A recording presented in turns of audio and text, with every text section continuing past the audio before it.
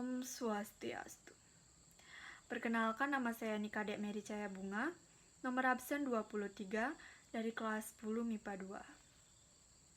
Di sini saya akan mempresentasikan klasifikasi dari hewan invertebrata. Nah, di sini saya akan mengklasifikasikan 3 jenis filum hewan invertebrata.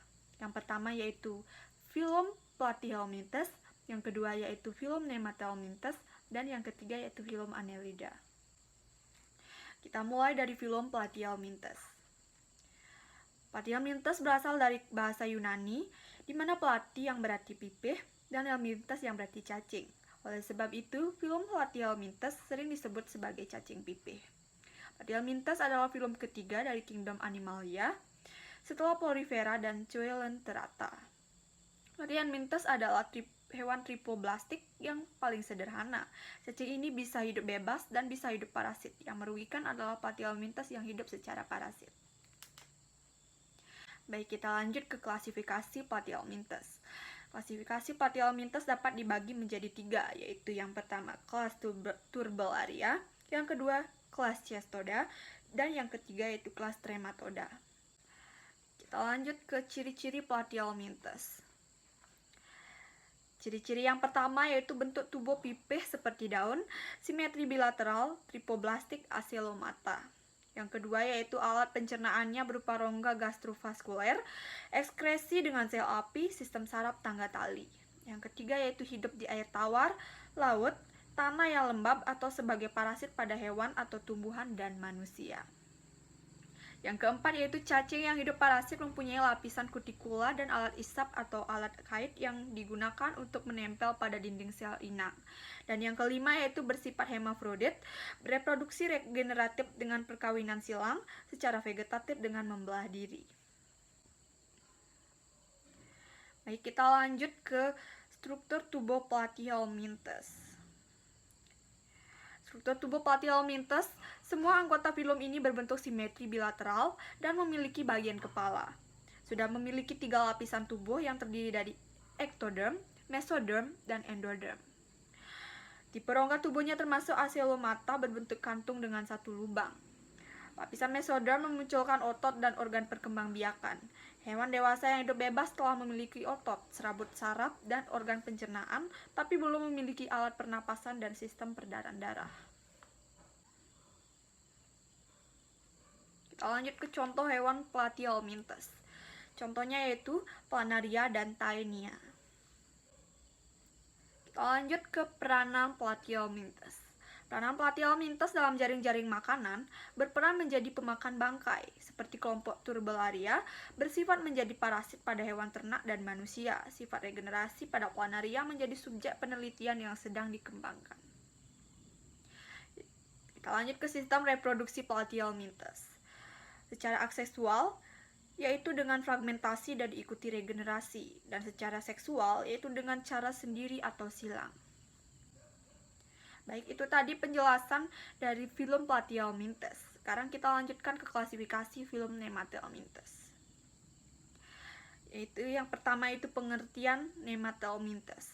Nemathelminthes berasal dari kata nematos yang berarti benang dan helminthes yang berarti cacing. Jadi arti harfiahnya adalah cacing benang. Namun cacing ini lebih dikenal dengan sebutan cacing gilik karena bentuknya yang gilik atau bulat memanjang. Kita lanjut ke klasifikasi Nemathelminthes. Nemathelminthes dibagi menjadi 2 kelas, yaitu nematoda dan nematopora. Beberapa nematoda yang menjadi parasit pada manusia adalah yang pertama yaitu Ascaris lambricioides atau cacing perut yang merupakan penyebab dari penyakit Ascariasis. Yang kedua yaitu Ancylostoma duodenale atau cacing tambang, banyak ditemukan di daerah pertambangan. Yang ketiga yaitu Oxyrus vermialis atau cacing kremi, dapat melakukan autoinfeksi. Yang keempat yaitu Wucheria banenovovi atau cacing rambut, penyebab penyakit kaki gajah. Yang kelima yaitu Trichinella spiralis, yaitu penyebab penyakit trichinosis. Kita lanjutkan ke ciri-ciri Nemathelminthes. Ciri yang pertama yaitu hewan tripoblastik pseudelomata.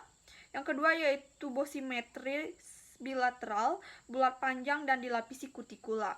Yang ketiga yaitu memiliki sistem pencernaan lengkap. Yang keempat yaitu sistem sirkulasi oleh cairan pseudoxylem, tidak memiliki sistem respirasi dan ekskresi.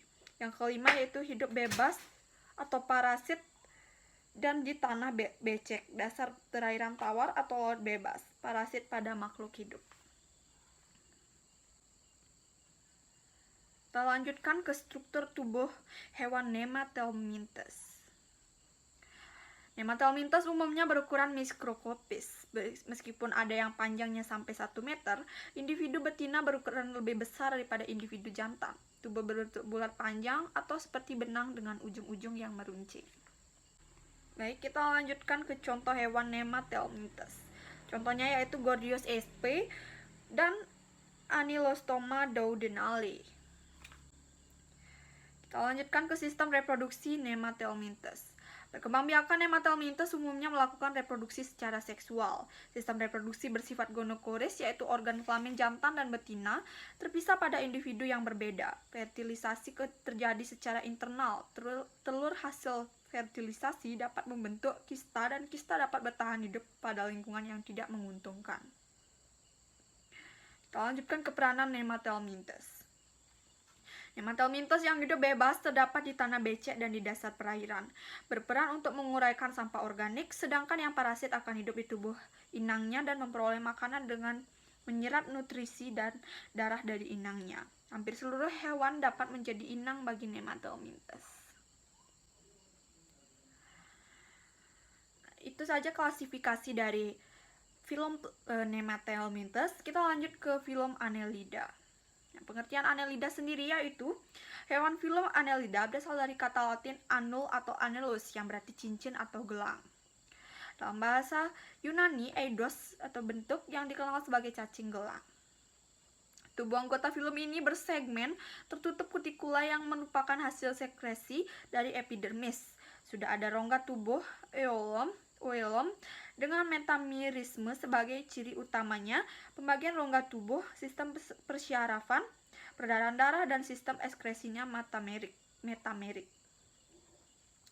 Kita lanjutkan ke klasifikasi Annelida. Klasifikasi Annelida dapat dibagi menjadi 3, yaitu yang pertama yaitu Polychaeta, yang kedua yaitu Oligochaeta, dan yang ketiga yaitu Hirudinea. Kita lanjut ke ciri-ciri Annelida.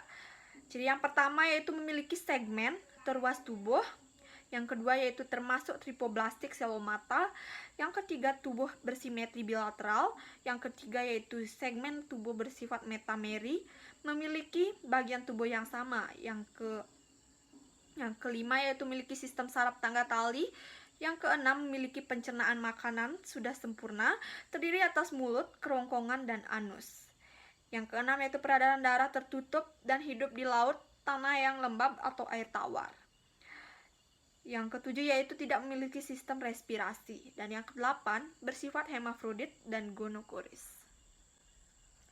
Kita lanjutkan ke struktur tubuh Annelida. Annelida adalah hewan tripoblastik yang sudah mempunyai rongga sejati, sehingga disebut tripoblastik selomata. Annelida memiliki sistem peredaran darah tertutup, dengan pembuluh darah memanjang seperti tubuhnya, serta bercabang-cabang di setiap segmen. Annelida mempunyai bentuk tubuh simetri bilateral, dengan tubuh beruas-ruas dan dilapisi lapisan kutikula. Cacing ini terbagi sesuai dengan ruas-ruas tubuhnya, dan satu sama lain dibatasi dengan sekat atau septum. Baik, kita sekarang lanjutkan ke contoh hewan Annelida. Contoh yang pertama yaitu cacing tanah, dan yang kedua yaitu lintah. Kita lanjutkan ke sistem reproduksi Annelida. Reproduksi Annelida terjadi secara seksual atau aseksual. Reproduksi secara aseksual dengan cara fragmentasi pemutusan sebagian tubuhnya, namun sebagian besar Annelida bereproduksi secara seksual. Meskipun cacing tanah bersifat hermafrodit, tetapi individu tetap melakukan perkawinan silang dengan cara saling mempertukarkan spermanya untuk membuahi sel telur pasangan. Kita lanjutkan ke peranannya. Peranan Annelida adalah cacing wawu dan cacing paulo sebagai bahan makanan, Tubifax sp sebagai bahan makanan untuk ikan dan burung, cacing tanah, Terestes sebagai obat tipus, dan lintah air, Medicinales sebagai penghisap darah hewan dan manusia. Polydra merusak cangkang tiram. Itu tadi sekian klasifikasi dari 3 film hewan invertebrata dari saya. Demikian yang dapat saya sampaikan. Saya ucapkan terima kasih apabila ada kesalahan kata. Saya ucapkan mohon maaf. Saya tutup dengan Paramasanti. Om Santi Santi Santi Om.